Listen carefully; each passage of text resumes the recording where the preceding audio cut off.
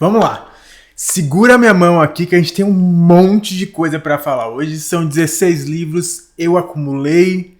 Sim, eu sou um grande acumulador e a gente vai resolver isso hoje. Fala pessoal, meu nome é China Rambucão, esse eu me acabei de ler. Sejam bem-vindos a mais um vídeo aqui do canal. Hoje com as minhas 16 últimas leituras, que não são últimas, mas são as 16 que eu não falei até agora. Eu fui lendo uma série de livros que eu combinei com vocês que eu leria.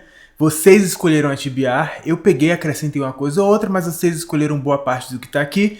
Eu fui lendo e eu não fiz vlog. Eu fui acumulando. Chegou outubro, eu entrei com o vlog de outubro porque já estava gravado. E ainda não tinha falado sobre isso, já estamos em novembro. Chegou a hora de falar. Tem coisa de junho aqui, gente. Junho, julho, agosto e setembro. Tem 16 livros que eu li nesses meses que eu estava de mudança. E eles ficaram parados no meio do caminho. Eu não falei, chegou o momento de falar. Entre eles tem pelo menos uns 4 ou 5 estrelas favoritados aqui, tá? Se você é novo por aqui, já deixa seu like, se inscreve no canal e ativa o sininho para receber vídeo novo 2 vezes por semana. E não esquece de deixar o Hype, uma ferramenta nova que ajuda a divulgar canais pequenos como o Me Acabei de Ler. Se você quiser acompanhar mais de perto o dia a dia do canal, segue lá no Instagram, @meacabeideler. Lá eu dou desabafos do dia a dia, mostro como estão as coisas por aqui, falo das leituras enquanto elas estão acontecendo e vocês acompanham tudo em tempo real. E claro, aquele pedido de sempre, se você for fazer qualquer compra no site da Amazon, pode ser uma luva para capinar ou um arado, usa o link do canal, ele tá na descrição do vídeo, receba uma pequena comissão e você não paga nada a mais por isso. Black Friday chegando, salva o nosso link no seu navegador como favorito e coloca ele quando for fazer as compras de fim de ano e de Black Friday, tá bom? Vamos lá? Vamos pro vídeo? Vamos pro vídeo. Gente, tem muita coisa para falar aqui, tá? Como eu falei, 16. Tem desde 1 estrela a 5 estrelas favoritado, desde fantasia a romance. Vamos lá, vamos começar. O primeiro que temos aqui é O Príncipe Cruel, da Holly Black. Em O Príncipe Cruel nós acompanhamos Jude. Jude é uma humana, ela tem 2 irmãs. Uma irmã também é humana, a outra é meio fada. Quando Jude era muito pequena, ela viu a sua mãe e o seu pai biológico serem assassinados por um fada. Eu realmente espero estar falando certo, gente. Eu espero, Reino das Fadas. Ele era um fada. E esse cara que matou os pais dela, ele é pai da meia-irmã dela. Então o que aconteceu? A mãe dela foi casada com esse cara e ela fugiu com o atual marido dela, atual marido falecido, né? Meio que pra fugir de uma sensação de posse que esse cara tinha sobre ela. Ela foge, tem mais 2 filhas, o casamento vai bem, vai feliz, esse cara aparece porque ele tá caçando ela há anos, mata ela e o marido dela, pega as 3 filhas dela e leva com ele para o Reino das Fadas. Dessa forma, Jude e as irmãs dela acabam passando mais de uma década vivendo, crescendo, estudando, se desenvolvendo no Reino das Fadas. E nessa brincadeira a gente acaba conhecendo Jude muito mais velha, já estudando junto com outras fadas, onde ela é motivo de piada, motivo de bullying, esse tipo de coisa. E a relação dela com essas pessoas e com esse padrasto dela que criou ela como uma filha, e ela de fato enxerga como uma figura paterna, mas ainda tem aquela dor, toda aquela coisa que se espera numa situação dessa. Porque sim, ela não é tratada como uma prisioneira, ela é tratada como uma das filhas do cara. E no final das contas, o que eu achei de O Príncipe Cruel? Eu não achei tão ruim como as pessoas me fizeram crer que seria. Inclusive quem me enviou foi o Fred, e ele chegou assim, olha, toma aqui uma farofa pra você. E recebi a farofa, e é uma farofa legal. Tá? Não é uma farofa tão ruim como eu achei que seria. Eu achei que seria uma coisa bem problemática, muito pornô de fada. Não tem isso, isso não existe. Quase não tem romance. Tem indícios, mas eles não estão realmente reinando ali. A escrita é muito fluida, as coisas acontecem muito rapidamente. O caminho é muito facilitado, ele é bem YA, jovem adulto, nesse sentido, assim. Ele é um livro bate-estaca, ele é feito para fluir, ele é feito para entreter. E ele cumpre esse papel, ele não vai agregar muita coisa, mas ele cumpre esse papel. Ele não tem grandes desafios, mas ele cumpre esse papel. Eu fiquei entretido o livro todo, enquanto eu lia, eu estava entretido. Uma coisa que é um ponto negativo pra mim é que Jude, nossa personagem principal, ela é meio que uma espiã. E em momento algum você realmente, pelo menos eu acreditei realmente que ela tava fazendo aquelas coisas ali. Que ela realmente conseguia fazer aquelas coisas ali. Que ela realmente, em qualquer situação normal, passaria despercebida, entende? porque ela comete todos aqueles erros que colocam ela numa situação complicada. Eu falei num vídeo atrás, ou 2 vídeos atrás, ou 3, acho que são 3 vídeos atrás, sobre Oraya, como ela foi emburrecida em alguns momentos. E Jude é emburrecida o livro inteiro, então você não consegue acreditar que ela é realmente boa o suficiente para estar desempenhando as funções que ela está desempenhando ali. E aí é difícil você levar a premissa do livro até o final se você não confia no básico deles. Gosto muito da relação de Jude com as irmãs e da relação dela com o pai e de alguns parceiros que ela tem. As irmãs dela têm uma relação bem de irmã mesmo, tanto nos pontos positivos como no ponto negativo, porque alguns livros pintam irmãos como se fossem best friends forever, os melhores amigos para sempre, e normalmente não é assim, a gente sabe disso, quem tem irmãos ou muitos irmãos sabe exatamente disso. E temos isso aqui no livro, eu achei bem legal, eu achei um livro legal, gente, de forma geral, achei um livro legal, eu dei 3 estrelas, mas foi um livro que eu não vi nada de ruim com ele, eu não vi nada de errado, é simplesmente e honestamente uma farofa. O próximo livro que temos aqui foi um livro que vocês me encheram o saco para ler por anos. Não tô falando de um ano não, tô falando de meses não, tá? Eu tô falando de anos. Mas o que vocês falaram pra eu ler esse livro não é brincadeira e valeu a pena, tá? Porque foi gostosíssimo ler. Eu estou falando de Os Noivos de Inverno, de Christelle Dabos. Em Os Noivos de Inverno nós temos Ofélie. Ofélie, ela... Nossa, como é que eu vou falar da sinopse desse livro? Vamos lá. Neste mundo, as pessoas têm habilidades e a habilidade de Ofélie ela toca em um objeto e ela consegue ver a história desse objeto. Ok? Deu pra entender isso? Ela, tipo, esse livro. Se você achar esse livro na rua, se Ofélie achasse esse livro na rua, ela ia tocar, ela ia ver como eu perdi o livro, como esse livro chegou aqui em casa, como eu saí lá de São Paulo com ele, como eu enfiei ele dentro da mala, como saiu do estoque da Amazon, como ele foi produzido pelo Morro Branco, quando ele ainda era papel, e de antes disso, quando ele era uma celulose e quando ele era uma árvore. Vocês estão entendendo o que eu tô falando? E essa habilidade, ela diverge de pessoa para pessoa, de profundidade, como no passado ela consegue ver, e Ofélie é muito boa, ela consegue ver bem além. E Ofélie vive em Anima. Anima é tipo um reino flutuante, porque, pelo que eu entendi do livro, a Terra, esse planeta, pelo menos, ele se estraçalhou. E os reinos que ainda existem, as cidades que ainda existem, elas flutuam. Elas meio que orbitam o centro. Eles ficam nas nuvens orbitando algum centro. E ela vive em Anima, onde todos meio que são parentes, primos, irmãos, tias, tios, pai, mãe, avó, avô. E todos têm uma habilidade muito semelhante. E ela gosta muito de viver onde ela vive. Ela é muito feliz fazendo o que ela faz. Ela é desapegada, de aparência.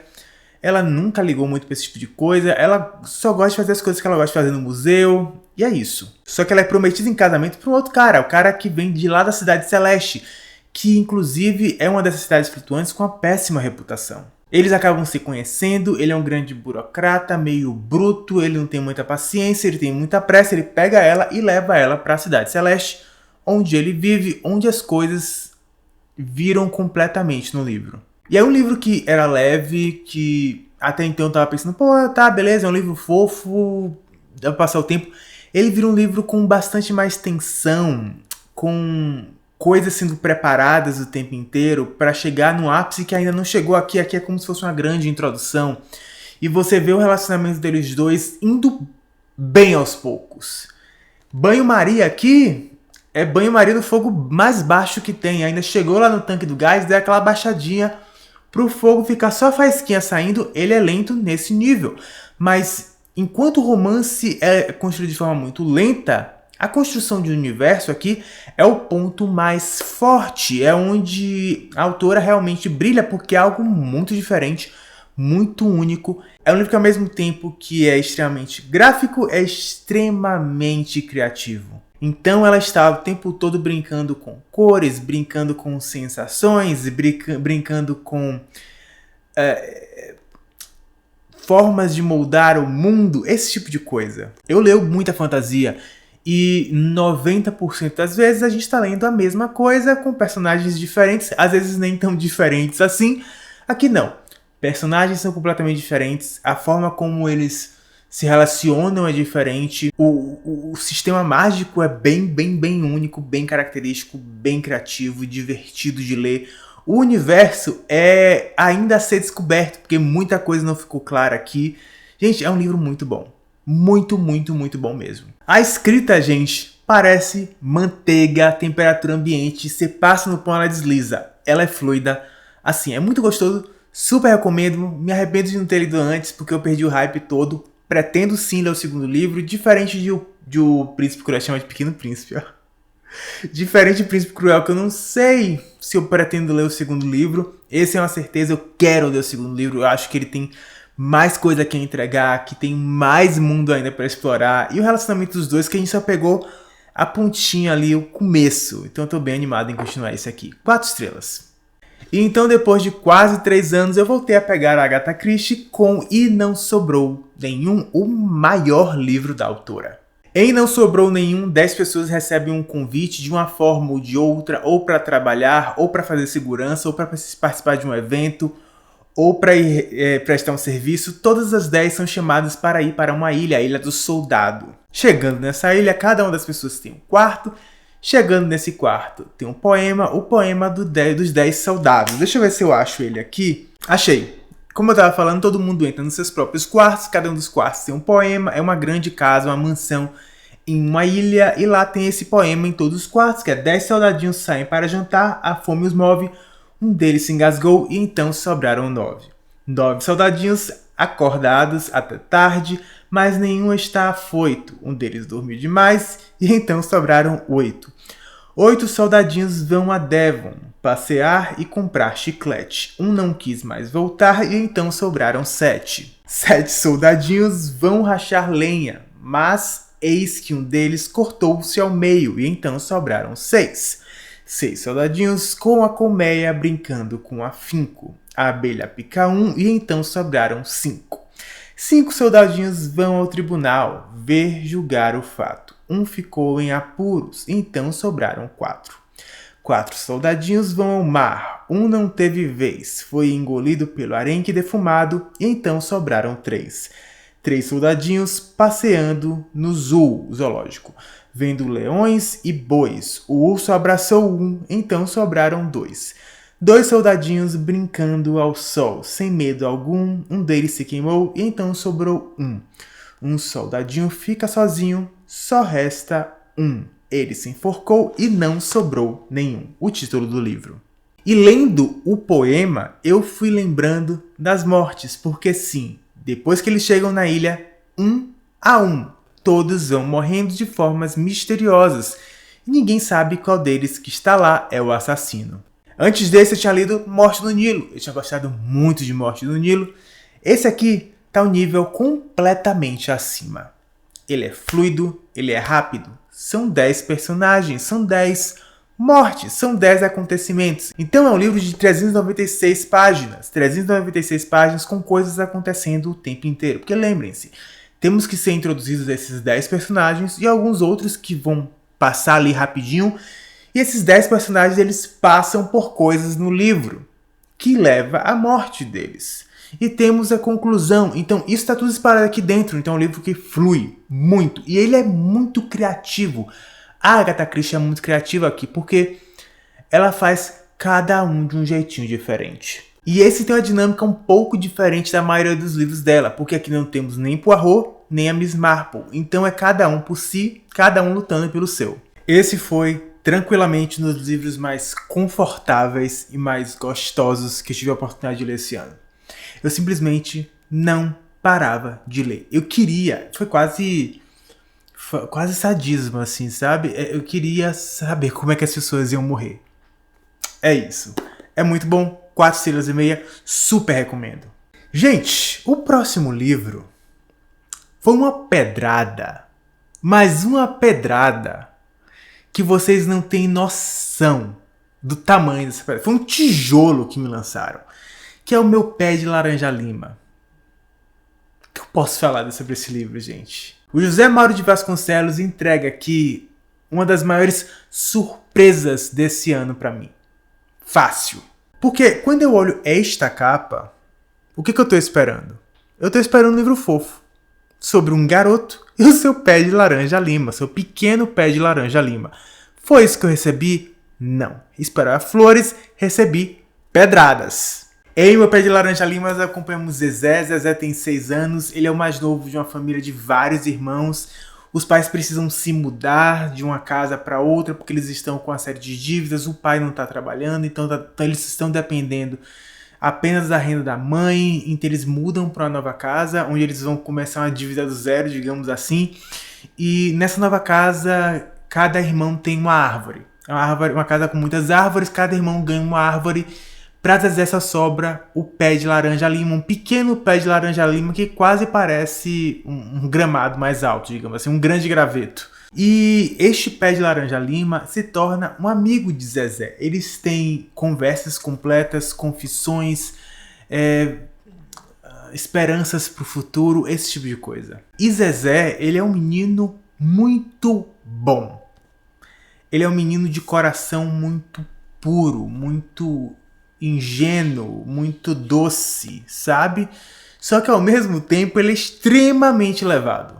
É um menino que... é aquele menino que todo mundo conhece, um menino assim, que faz um monte de baderna, faz um monte de bagunça, quebra um monte de coisa, faz confusão com o vizinho porque quer pegar uma goiaba do pé, quebra uma cadeira da vizinha porque uma escada da vizinha porque quer pegar uma manga, que não devia estar pegando a manga, inclusive. Esse tipo de coisa, sabe? Mas apesar de todas as bagunças, badernas e confusões que ele arranja, ele é um menino bom. E ele é um menino que ele apanha muito por todas essas confusões que ele faz de novo, de novo, de novo. E é um apanhar que passa em muito das palminhas. Ele é espancado em diversos momentos. E você... quando você está lendo, você acompanha a dor dele por estar passando por aquela situação. De ele fazer algo que ele acha que é o certo a fazer e na verdade não é, e na visão de um adulto é outra coisa. E ele tá ali apanhando e você passa por isso, você acompanha ele passando por isso pensando, mas eu fiz isso pra deixar ele feliz. Cara, é de cortar o coração da pessoa mais dura na queda, sabe? É um livro lindo, mas muito doído. Outro presente do Fred. Tá aqui, do Fred. Tá aqui a dedicatória. É um livro que é espetacular. Quando eu terminei ele, tive várias discussões com várias pessoas, principalmente na DM lá do Instagram. A gente conversou muito sobre o livro. Eu troquei muita ideia sobre o que eu senti enquanto eu lia. E eu saí do livro machucado. Porque assim... quando você vê uma esperança, quando você vê uma luz, vê o José Mauro de Vasconcelos e pega essa lâmpada, taca no chão, pisa, pula em cima, varre, joga no esgoto, porque não... sabe? Mas ainda assim, eu não quero falar sobre o final, mas ainda assim, sempre existe um... eu não quero falar muito, porque eu não quero dar spoiler. Eu acho que já tô dando spoiler. Então eu não quero dar mais do que isso. Mas que livro. Que escrita linda. Que sensibilidade. Que doçura. Que beleza. Narrando as coisas mais grotescas, mais pesadas, mais doloridas, mais traumatizantes para uma criança. É tudo feito com uma delicadeza e um cuidado, sabe? Difícil de ter. Difícil de ter. Eu não sei se é sobre a história dele, mas me faz acreditar que é, porque é tudo narrado com tanto tamanho cuidado, com tamanha noção de como passou na cabeça da criança, que eu fico pensando, pô, será que isso foi a história dele? Muito bom, gente. 5 estrelas, favoritado. Que livro espetacular. Se você não leu Meu Pé de Laranja-Lima, leiam. Talvez exista uma chance de ser o meu favorito do ano. Não sei ainda. É uma possibilidade. É uma possibilidade real. Tá? É uma possibilidade real. Top 5 é uma certeza. A não ser que algo muito louco aconteça até o final do ano. Porque os 5 primeiros estão bem bolados. Porque esse ano não teve um que gritou, teve alguns muito bons. E esse tá lá em cima com toda certeza. O próximo que eu tenho aqui, ele me deu um gostinho assim de vingança. Vai lá, querida, faz isso mesmo. Man Down, sabe? Um gostinho, que é Dolores Claiborne, do Stephen King. Que eu acho que talvez esteja empatado com o meu favorito dele junto com Novembro de 63, tá? Em Dolores Claiborne, nós acompanhamos Dolores. Dolores, ela era uma empregada de uma mulher muito rica. Ela mora numa ilha que é usada para veraneio por algumas pessoas. E essa mulher usava essa ilha e por muito tempo Dolores foi empregada dela. E era uma mulher que nenhuma outra empregada conseguia ficar com ela. Todas eram demitidas ou elas simplesmente pediam demissão porque a mulher era impossível, infernal, insuportável.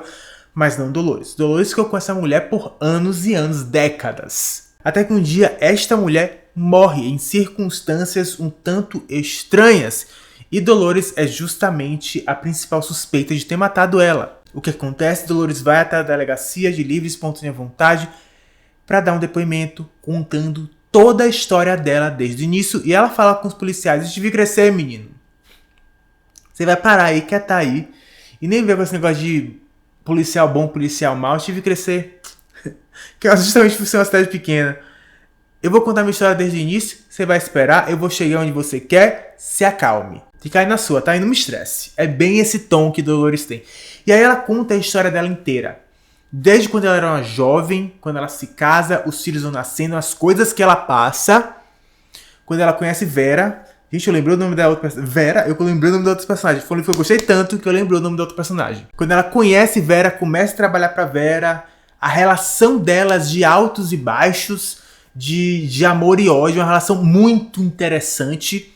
Eu acho que as duas são provavelmente as minhas duas personagens femininas favoritas do Stephen King. Ele não é bom com personagens femininas de forma geral. Elas são rasas, elas só são peitos. Desculpa usar o termo, mas se você já leu muito Stephen King, você sabe o que eu tô falando. Sempre em algum trecho vai ter eles falando de peitos. E essas são diferentes. Essas fogem da forminha dele. Ele aqui brilha. Ele aqui entrega duas personagens complexas, duas personagens muito boas que entregam, tá? O gostinho que fica no final, gente, é bom, tá? É muito bom. No início, a narração é esquisita. Você fica meio perdido. O que tá acontecendo? Porque é como se Vera estivesse contando, como se você fosse o gravador e pronto. Não é como se... Olha, dificultando as coisas. É como se nós estivéssemos ouvindo o gravador da delegacia enquanto ela dá o depoimento. Então é tudo muito corrido, assim. Mas assim, é muito bom. É espetacular. Eu, inclusive, acho que nenhum livro do King ficou tão alto como esse vai ficar no meu final do ano. É muito bom. E é dinâmico. E as coisas acontecem. Nossa, que livro sensacional, gente. Foi 5 estrelas favoritado também. Um depois do outro. Ele foi bom assim. Foi 4 estrelas e meia, 5 estrelas favoritado, 5 estrelas favoritado de novo. É muito bom. Vocês não conhecem Dolores Claiborne? A edição está incrível, tá? Biblioteca King. Essa edição está... Olha essa cor. É muito bom. Eu fiquei animado. Porque assim, são 5 estrelas diferentes, tá? 5 estrelas aqui. Um é 2 sofrimento. O outro também tem 2 sofrimento. Mas é tipo... bora! Pra cima. É muito bom. O livro seguinte que eu tenho aqui é um quadrinho que foi bem mais ou menos, que é Bloom. Bloom foi escrito e desenhado por Kevin Panetta e Savannah Ganucheau. Deixa eu mostrar ele por dentro pra vocês. Esse quadrinho, ele é um quadrinho gay, boys love, só que ele é extremamente family friendly, tá? Super pra família, qualquer pessoa pode ler. Eu daria até uma categoria livre, 12 anos talvez, se você for um pouco mais conservador com relação a relacionamentos com seus filhos. Mas ele é um quadrinho leve, é um quadrinho fofo, mas pra mim ele para por aí. Eu queria mais. Minha sensação quando eu terminei de ler esse quadrinho foi: eu queria mais. Cadê o extra? Cadê o sabor? Cadê o sal? E o que é que a gente tem aqui em Bloom? Bloom tem um rapaz, ele é filho de padeiros. E ele trabalha com os pais na padaria. O pai e a mãe dele querem que ele fique na padaria, que ele continue trabalhando lá, mas não é o que ele quer. Ele quer algo além. Ele quer um futuro diferente para ele. O que acontece em muitos casos. Ele quer viver, ele quer viajar, ele quer se descobrir. E o ponto de partida na cabeça dele é sair em turnê com a banda dele. Então a banda, ele quer ir para uma cidade grande para tentar arranjar um contrato com a gravadora, com essa banda tocando em bares e coisas do tipo. E antes de ir embora, ele treina um rapaz que está na cidade passando férias. Esse rapaz estuda culinária e ele gosta de fazer pães. E ele está resolvendo algumas coisas na cidade, ele vai passar um tempo na cidade e ele precisa de dinheiro. Então ele aceita esse trabalho. Ele busca o trabalho, ele é aceito e aí temos a interação entre eles dois. Então enquanto Ari, que é o filho dos padeiros, está explicando o dia a dia para Hector, que é o padeiro que chega, Hector está cozinhando coisas incríveis porque ele estudou para isso. E o que eu mais senti enquanto eu li esse livro foi fome. Eu queria comer um croissant, eu queria comer um brioche, eu queria comer um rolo de canela, sabe? Eu queria comer alguma coisa assim. Mas não passou muito disso. Ele não me entregou tanto quanto eu gostaria que ele tivesse me entregue. Ele não me entregou emoção. Em momento nenhum eu fiquei emocionado com ele. Nem aquele... Oh, nem isso, sabe? Mas assim, foi legal pra passar o tempo. Uma pessoa, inclusive, chegou a chamar ele de Heartstopper da Shopee. Eu não lembro o seu nome, tá? Não lembro o seu arroba pra citar aqui. Mas sensacional. É exatamente o que eu senti enquanto eu lia, tá? Bloom. Eu acho que eu dei 3 estrelas também. Que pra quadrinho é bem baixo. 3 estrelas pra livro pra mim é ok. 3 estrelas para quadrinho é baixo. Exatamente, foram 3 estrelas que eu dei. Depois de Bloom tivemos um polêmico. Eu esperava talvez muito, porque os livros que eu tive com a temática foram espetaculares, mas não me entregou. Tá? Ele não entregou. Eu estou falando de A Tempestade que Criamos, da Vanessa Chan. Em A Tempestade que Criamos temos uma família na Malásia pré-Segunda Guerra Mundial e depois da Segunda Guerra Mundial. Na verdade é pré-Segunda Guerra Mundial. A família enquanto a Segunda Guerra Mundial está acontecendo e pós-Segunda Guerra Mundial. E nós acompanhamos como a rotina e a dinâmica dessa família muda. É uma mãe, um marido que é um burocrata, que trabalha para o governo inglês na Malásia, que eles são dominados pelos ingleses, e eles têm 3 filhos, um menino e 2 meninas. E o menino é o mais velho, a menina do meio, e aí vem uma menininha pequena. E aí nós acompanhamos durante esses 7, 8 anos que se passa o livro, as mudanças em questão de necessidades, prioridades, para onde os esforços das famílias são direcionados, aquilo que vale a pena para eles em cada momento, esse tipo de coisa. Como no pré-guerra, eles queriam se parecer com os ingleses. E o status social era algo de extrema importância para aquela família. E a relação da personagem principal com o marido dela. E como ela via quase que com nojo esse marido fraco. E como ela se envolve com pessoas ligadas ao outro lado da guerra, ao lado japonês. E como isso deságua na história, como as coisas acabam influenciando o destino da própria Malásia. E como a Segunda Guerra Mundial, como a invasão japonesa acaba impactando a vida da comunidade, a vida desta família e mais diretamente os filhos, porque nós acompanhamos o ponto de vista dela, mas principalmente dos 3 filhos. O marido não tem ponto de vista. É um livro que, para mim, ele erra no tom.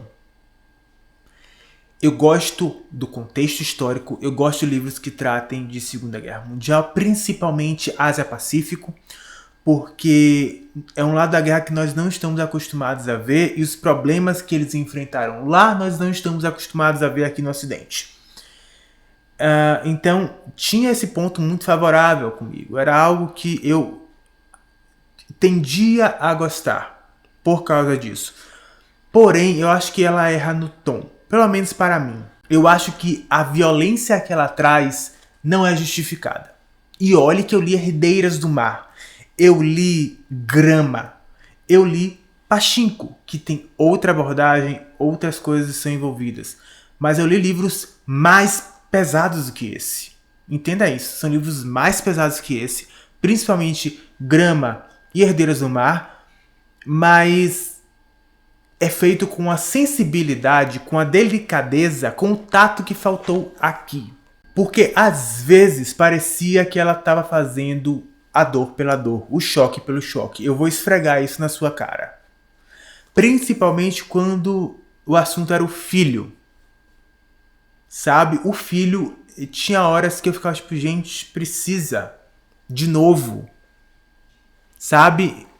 Isso me incomodava bastante. Por um lado super positivo, eu gostei de como o contexto histórico é usado aqui, como a gente está bem dentro de uma sociedade que decide, que aponta como as coisas serão resolvidas, como a abordagem para ataque e defesa vai acontecer, como a gente teve acesso à politicagem, as coisas que iam por baixo dos panos, uma coisa de alta sociedade colonialista.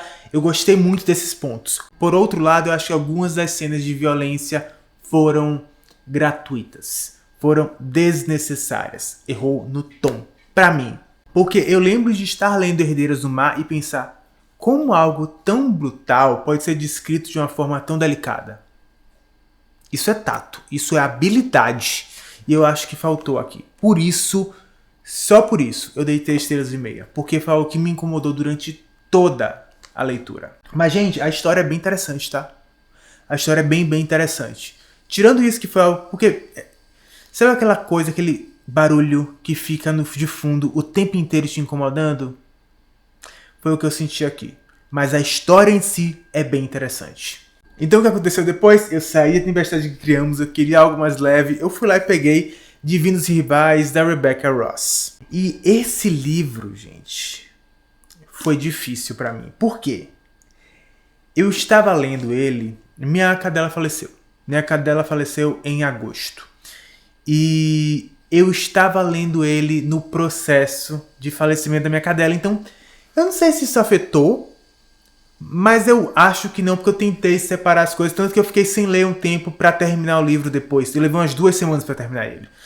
Então, eu tirei uma semana sem ler nada, justamente porque, primeiro, eu não queria, não estava na vontade de ler, segundo, que eu não queria misturar as coisas. Mas Divinos Rivais, o que temos aqui em Divinos Rivais? Temos uma jovem jornalista e ela está disputando uma posição de trabalho dentro de um jornal. E claro, temos aqui o nêmesis dela, né? O grande rival dela, que é um outro cara que também é novo no jornalismo e ele está junto com ela ali, se bicando, brigando o tempo inteiro por aquela vaga. E eles não brigam só na forma de escrever, mas eles se alfinetam o tempo inteiro. Eles estão sempre entrando na cabeça um do outro. É uma relação gostosa de ler. É divertida. E o que está acontecendo no meio disso tudo? No meio disso tudo está acontecendo uma guerra entre deuses. 2 deuses que estão em guerra há muitos anos.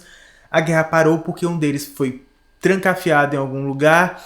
E só que ele consegue se libertar e a guerra volta a acontecer. E os humanos são os peões no tabuleiro dessa guerra. Eles não se batem, mas os humanos lutam entre si. Humanos e outras criaturas que os deuses podem acabar invocando. E o irmão de Iris, que é a personagem principal, ele foi pra guerra. Ele é convocado pela guerra pela deusa. A deusa, se não me engano, canta pra ele e todo mundo que ouve o canto dela é que está sendo convocado pra guerra. Ele vai pra guerra em nome dessa deusa. E no meio dessa guerra, ele some. Ele para de dar notícia, ele para de responder as cartas. O cara desaparece. E nisso, a mãe de Iris perde completamente a cabeça. Acaba se rendendo ao álcool, perde o trabalho, tudo isso, e ela precisa sustentar a família. E nesse desespero todo, e brigando por uma vaga de emprego, Iris precisa de uma válvula de escape. Então ela pega uma máquina de escrever que a avó dela deixa pra ela, ela começa a escrever cartas como se ela estivesse conversando com alguém, com o irmão. Inicialmente é com o irmão. E ela pega essa carta e ela deixa num canto, perto de um armário, e essa carta some. E de repente ela recebe uma resposta. E essa resposta ela não sabe de quem é. Mas essa resposta é de alguém que está ouvindo e entendendo a situação em que ela está passando. E isso ela passa a se corresponder com essa pessoa que está do outro lado, mesmo ela não sabendo quem é. E quem é essa pessoa? Roman, o nêmesis dela. É isso que eu vou falar. É uma história divertida, gente. É uma história legal, é uma história que te prende. O romance é muito gostoso, o romance é muito bem feito. Ele é levado de uma forma muito delicada, é fofo como eles dois vão se apegando. É fofo como você vê as coisinhas sendo colocadas aqui e ali, como os dois sempre foram apaixonados um pelo outro. O vizinho tá fazendo maior barulho, espero que não esteja entrando no microfone, mas eu acho que está. Aqui e acolá, as coisinhas que são colocadas ali pontualmente, aumentando e aumentando a temperatura ali dentro daquele relacionamento, é muito gostoso. Do relacionamento, eu tenho zero pra reclamar. Zero. É um deleite, tá? É de aquecer o coração acompanhar os dois. Já a parte de mundo, eu tenho problemas. Eu acho que é um livro que peca em construção de mundo e aprofundamento de qualquer coisa que não seja o relacionamento dos dois. A gente sabe muito pouco é explicado, muito pouco é desenvolvido, muito pouco é falado. A gente não conhece verdadeiramente nada do mundo. Sabe, eu senti, tipo, tá, estamos em uma guerra, a guerra, tem tensão o tempo inteiro, mas, e aí? E agora? Mas, que mundo é esse? O que as pessoas fazem? Que outras características existem aqui? Nada disso é passado. Não sei se eu estou mal acostumado com livros, com pessoas que gostam de construção de mundo, como Sanderson e Sarah J. Maas, que pelo menos em Trono de Vidro nós conhecemos muito daquele mundo, mas... ou N.K. Jemisin, que entrega mundos assim espetaculares, singulares. Eu não sei se é porque eu tô mal acostumado, mas eu achei que o mundo é pobre. A parte de fantasia é pobre. É assim, eu quis escrever um romance. E eu precisei construir um mundo. Mas eu queria escrever um romance. E como romantasia tá bombando... Sou eu, tá? Ninguém... Coisas da... Vozes da minha mente. A romantasia tava bombando, vou colocar elementos aqui de fantasia. Porque é muito pobre. E por essas e por outros, por tudo que eu falei pra vocês, eu acabei dando 3 estrelas e meia pra Divinos Rivais. Eu não sei se eu vou ler a continuação. Porque me disseram que o final não é legal. E como eu já senti que faltava alguma coisa, eu não sei se eu vou ler a continuação. Mas, se você é aquele romance no centro, assim, sabe? É um baita livro pra você. Baita livro. Você vai curtir muito. Só não foi pra mim. Disso fomos para outros 5 estrelas, outro favoritado, mais um livro que eu queria ler há muito tempo e entregou um dos pontos altos do meu ano, que é A Cor Púrpura, da Alice Walker. Esse eu tenho que agradecer ao Felipe de Tarso, que me mandou ele. Fê, muito obrigado, porque me entregou um dos picos de 2024. E essa edição, gente, está espetacular. Nesse livro nós acompanhamos entre os anos 1900 e 1940 a história de Cilly.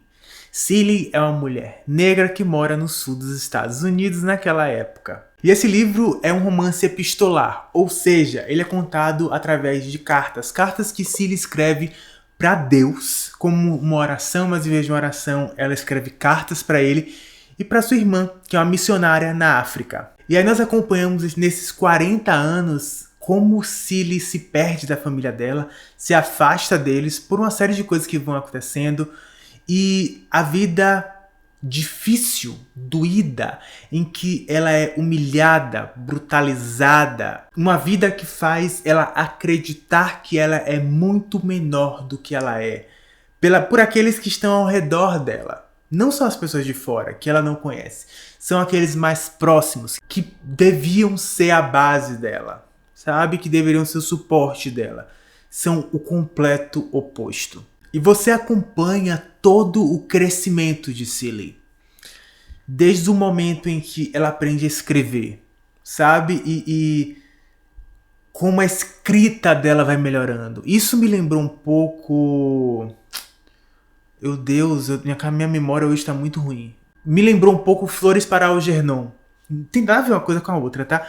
Mas na escrita das cartas, como em Flores para Algernon ele faz relatórios, aqui ela escreve cartas e a escrita dela vai evoluindo. É muito bonito de ver isso. Porque junto com a escrita que vai evoluindo, a autoestima dela vai evoluindo. Ela começa a entender melhor o mundo e como se proteger do mundo e como se colocar no mundo. Isso vai acontecendo muito aos poucos. Você vê ela lá no início, aquela mulher que tinha medo de absolutamente tudo e com razão, porque as coisas que ela passa são bizarras, desde estupro a espancamento, pra mulher que sai no final. E como ela chega lá. E a jornada dela até lá é espetacular. Que livro sensacional. Em momento nenhum você acha que está lendo uma ficção. Parece uma história real. Parece que alguém contou. E parece que alguém contou essa história sempre. Eu tentei falar isso em algum outro vídeo que eu fiz, mas parece que é uma história que sempre existiu. Ela é tão atemporal, ela é tão forte que parece que é algo que sempre existiu. Sabe? É muito bom. Se você nunca leu A Cor Púrpura, eu super recomendo que você leia. Eu dei 5 estrelas, eu favoritei e eu vou panfletar esse livro ainda por muito, muito tempo. Agora, gente, um dos meus queridinhos daqui do canal. Eu já falei desse quadrinho, dessa série, algumas vezes em vídeos de resenha, em vídeo de lista, em book tag, inclusive saudades do book tag, nunca mais eu fiz nenhuma, que é Lore Olympus, volume 4 da Rachel Smith. Se você não conhece Lore Olympus, deixa eu mostrar aqui por dentro a arte pra vocês. Ele conta a história do relacionamento de Hades e Perséfone, dois deuses do Olimpo, como eles se conhecem, como eles vão se apaixonando, só que de uma forma completamente diferente, como a Rachel Smith decidiu contar, completamente reescrito, reestilizado, é bem legal. É bem divertido, é bem de aquecer o coração assim, a mitologia grega que tá ali, e ela faz uma brincadeirinha, ela vai lá e te dá uma pedrada, aí ela faz outra brincadeirinha, aí ela faz um momento fofo, aí ela lembra daquela pedrada que ela te deu, é muito bom. É muito, muito, muito bom. Eu gosto tanto de Lore Olympus que toda vez que sai um eu fico pensando, meu Deus, a Companhia vai mandar? Será que a Companhia das Letras vai mandar? Ele é lançado pela Summon, selo da Companhia das Letras, eu fico, será que eles vão mandar? Porque se eles não mandarem eu vou precisar comprar. Eu gosto desse nível. Eu dei 5 estrelas também, eu não favoritei, mas eu dei 5 estrelas como todos os livros da série. O próximo que eu tenho aqui, gente, é Cama de Gelo, da Linda Cipriano. Cama de Gelo é um conto que eu vi no Twitter. Eu acho que foi uma pessoa que fez a edição ou a revisão, falando que era um livro que estava sendo cancelado por causa do plot final. E o que é essa história?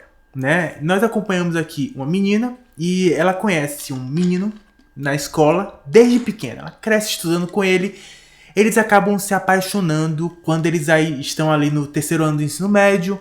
E eles ficam namorando, noivam. E aí eles vão casar. Só que eles nunca tiveram relações sexuais. Beleza? Beleza. E ela meio que vai casar virgem. Só que a irmã dela diz assim, não. Você vai casar virgem? Você tá maluca? E aí ela se prepara toda para ter relações sexuais antes do casamento. E eles são de cidade super pequena. Pra vocês terem ideia, tem uma funerária na cidade. E ela vai casar com o filho do dono dessa funerária. De como a cidade é pequena, como todo mundo conhece todo mundo, sabe? Esse tipo de coisa. E aí eles se preparam e vão ter a primeira vez deles no melhor motel dessa cidade pequena. E aí coisas acabam acontecendo. Gente, o conto ele é rápido, ele te prende, ele é interessante. Mas o tal do plot você pega na página 5. Então você lê o livro inteiro sabendo exatamente o que vai acontecer. Chega lá no final, acontece. E eu não sei se o que foi falado no Twitter foi uma tentativa de viralizar o livro, o que funcionou porque muita gente acabou lendo por causa disso, ou se realmente problematizaram isso. Mas eu achei uma besteira, eu achei uma bobagem problematizar exatamente isso. Eu acho que é muita tentativa de achar um problema. Se foi isso. Eu não acho que é. Eu acho já que foi tipo um marketing muito bem feito, que muita gente acabou pegando pra ler. Se você que divulgou aquilo, na verdade divulgou com uma intenção de viralizar, parabéns, funcionou, muita gente leu o livro, tá bom? Vamos lá, vamos pro próximo, dei 3 estrelas. O próximo já tem vídeo no canal.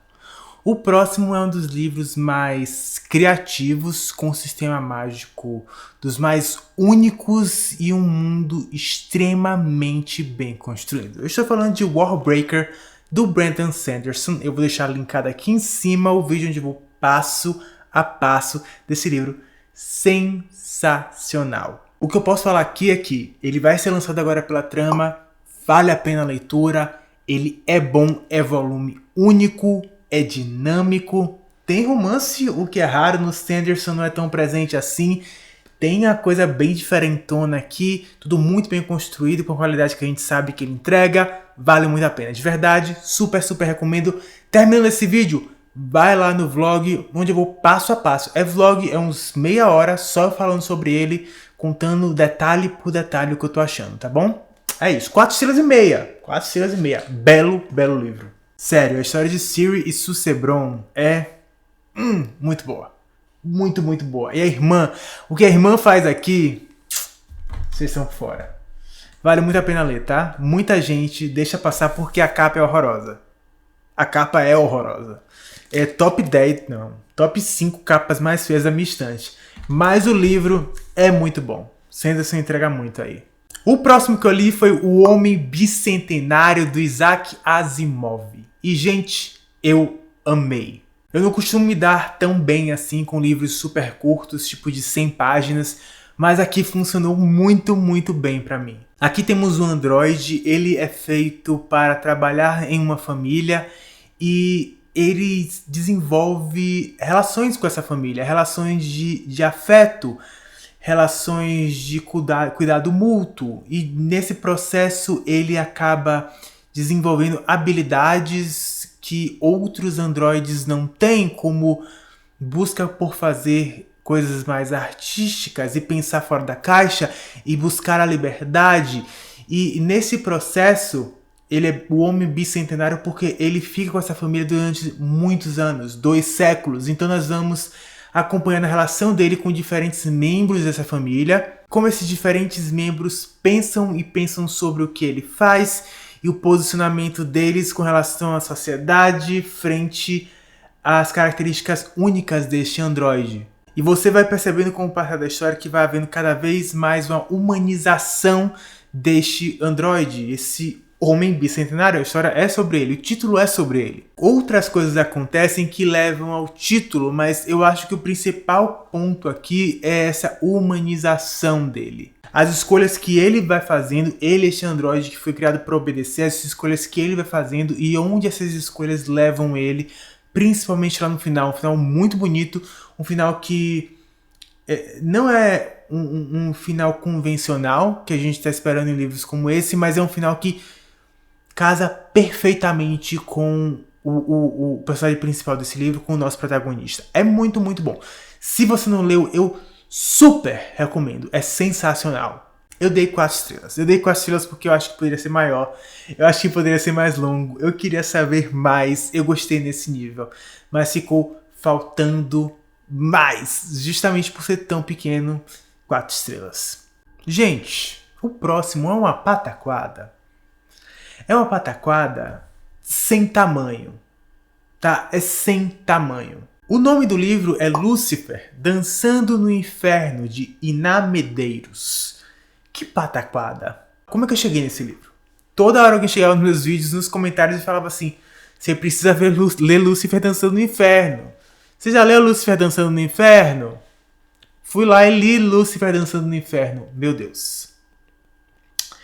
O que é Lúcifer Dançando no Inferno? Lúcifer Dançando no Inferno é sobre um cara que tem um grande... Ele tem um grande plano de vingança contra uma família que fez um mal muito grande para ele no passado. Muito grande. E essa vingança será através do filho dessa família. Então ele precisa seduzir este filho, que é um bailarino. Ele precisa seduzir esse filho, trazer ele pro lado dele, ter um romance com ele e fazer coisas que vão destruir essa família de dentro para fora. E esse menino, ele tem um problema no pé. Ele teve uma lesão e então ele tem dores. E essa lesão tá ali durante o livro Eu não sei porquê, mas ela tá. Ela tá lá. Muitas coisas no livro eu não sei porque elas estão ali. Ai, gente. É uma pataquada sem tamanho. Eu dei uma estrela. Tá? Eu dei uma estrela. Eu acho que é a pior avaliação que eu já tive na minha vida. A escrita... Eu não quero... Não. Shanahan, não. A escrita não é das melhores. Existem erros, inclusive, de concordância, alguns, vários, mas existem erros de português, de escrita. Não. Tem uma hora que a polícia entra e a polícia fala: não se movam. Não. Tem uma hora que a polícia chega. E eles falam: não se movam com L. Esse é um dos exemplos de erros que tem durante o livro. Ninguém revisou esse livro. E o livro, o ritmo do livro é todo errado. O livro ele se completa em 30%. Aí fica enchendo linguiça até o final e aí ele se completa de novo de uma outra forma. É o livro 50% parado no mesmo lugar, os dois brigando, depois pegando, aí alguém foge, aí pega de novo, aí se pegam de novo, aí brigam de novo. E aí você mentiu pra mim, como você pode, pessoa que eu conheci semana passada, como você pode? Você disse que me amava, oh meu Deus, mas eu nunca disse que te amo. Mas eu senti que você me amava, você traiu minha traição, você traiu meu negócio, meu Deus, socorro. Ah, não, vamos pegar, vamos pegar. Não me toque, por favor, me toque, ai. É isso. Tem umas coisas. Aí tem uma parte do livro que se passa na Espanha. Ai. E nesse processo, a polícia baixa na Espanha para prender uma série de pessoas. É a Interpol? Não. É a Polícia Federal Brasileira? Não. É a Polícia da Espanha? Não. É o FBI. O FBI aparece lá, na Espanha. Por quê? Nada disso é explicado. Nada é explicado no livro, tá? As coisas só acontecem. E o Hot não é bom. Tá? As cenas de Hot não são boas. Nem isso salva.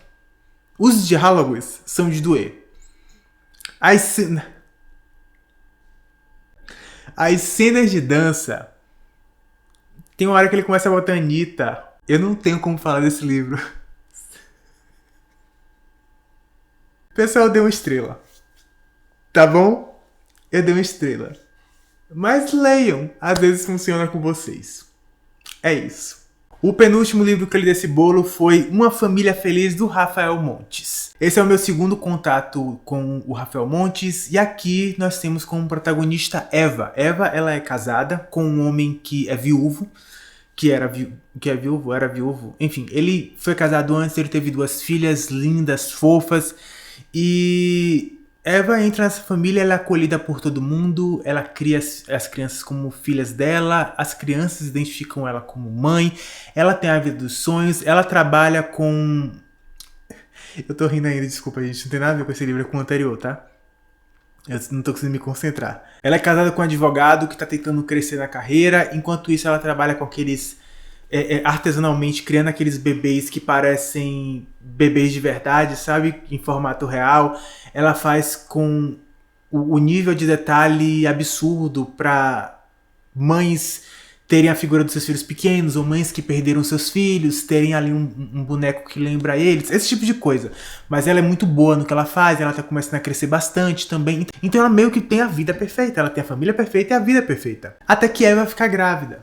Quando Eva fica grávida, tudo é uma grande felicidade. Todo mundo tá feliz, todo mundo tá em sintonia, muito amor envolvido. Ela tem um filho e aí os problemas começam. Coisas estranhas começam a acontecer, a vida dela fica de cabeça para baixo, tudo desanda, tudo vira uma loucura. Ela vive um verdadeiro inferno a partir do nascimento do filho. Vamos lá, por partes. Eu amei a premissa. Eu gostei do todo. Sabe, eu gostei do início, do meio e do fim, de como começou, as coisas que aconteceram no meio e como terminou, como tudo foi explicado, não. o resultado final. Eu gostei do conjunto. O que eu não gostei? Eu achei o livro arrastado. Eu achei o livro lento, inchado. Assim, os 50% do miolo não acontece muita coisa. E o final não é bem explicado.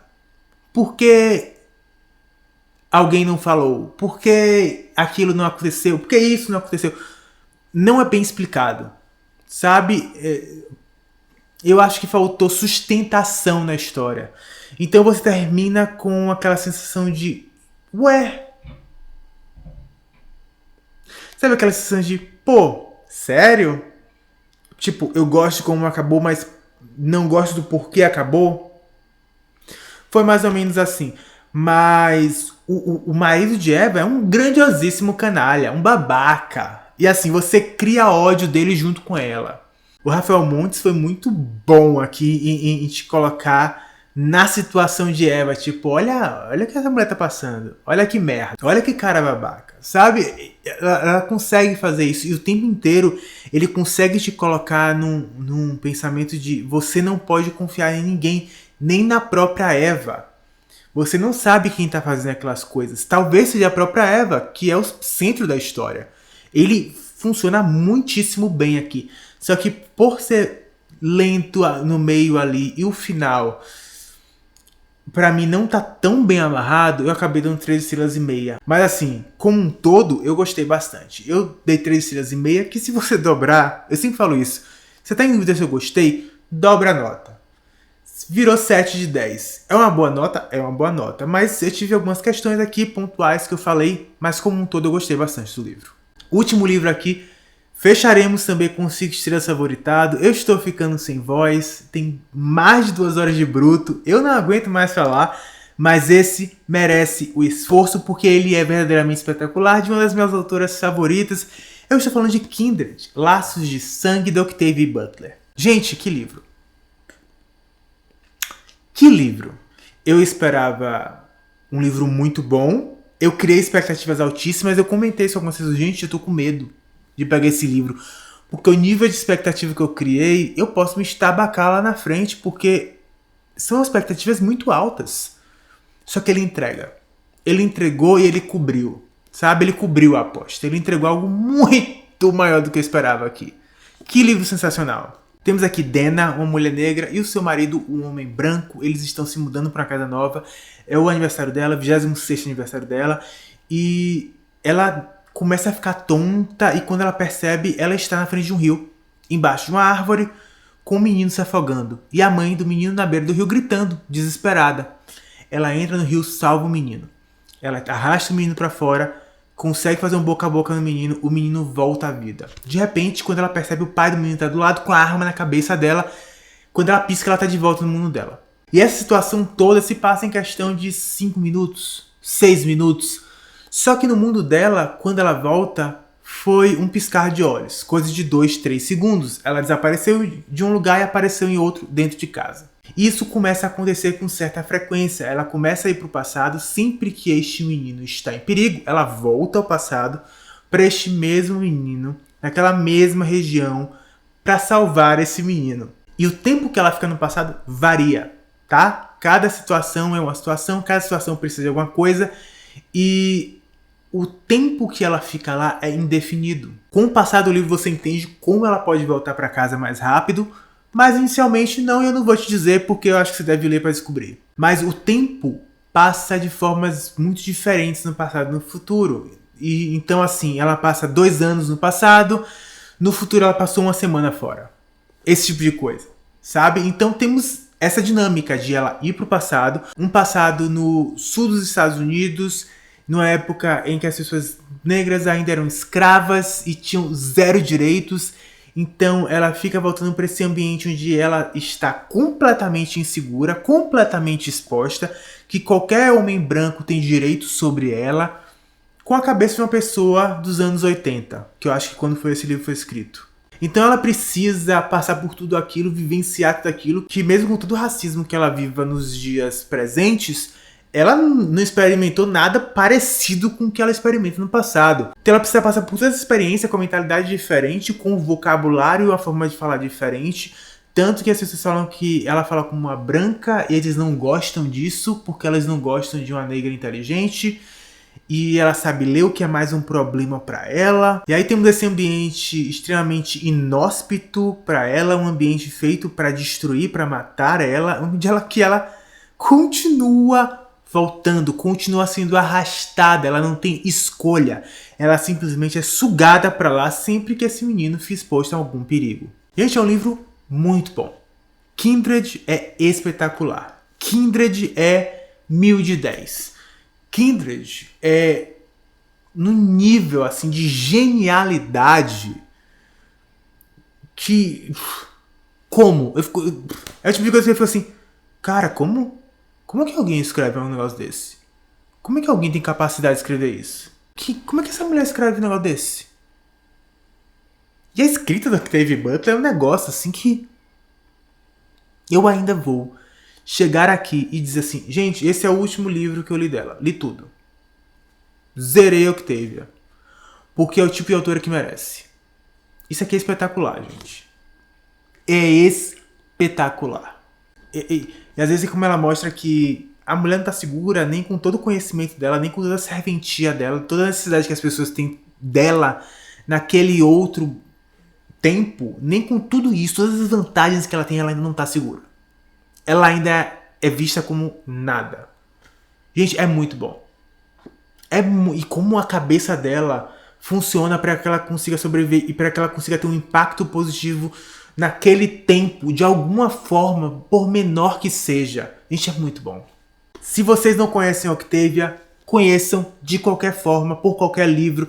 Se vocês não leram Kindred ainda, leiam Kindred. 5 estrelas, favoritado. Eu amo, venero tudo que essa mulher já escreveu. Ela é completamente espetacular, única. Eu acho muito raro aparecer alguém com um talento desse, como essa mulher apareceu e entregou pro mundo e deixou aí pra gente ler. Espetacular. Leiam Kindred, vale a pena.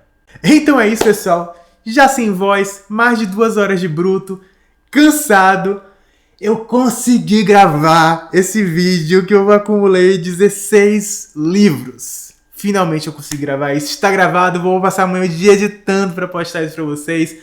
Obrigado para quem assistiu até aqui. Me lembrem da próxima vez de não deixar acumular tantos livros. Se vocês verem eu lendo um monte de livro, dando nota em um monte de livro no Instagram e não fazendo vídeo, fala assim, deu a hora, né? Vamos fazer o vídeo? Tá na hora. Por hoje é só, pessoal. Um beijo enorme pra vocês que ficaram até aqui comigo. Já vai assistir outro vídeo aí. Até a próxima. Tchau, tchau.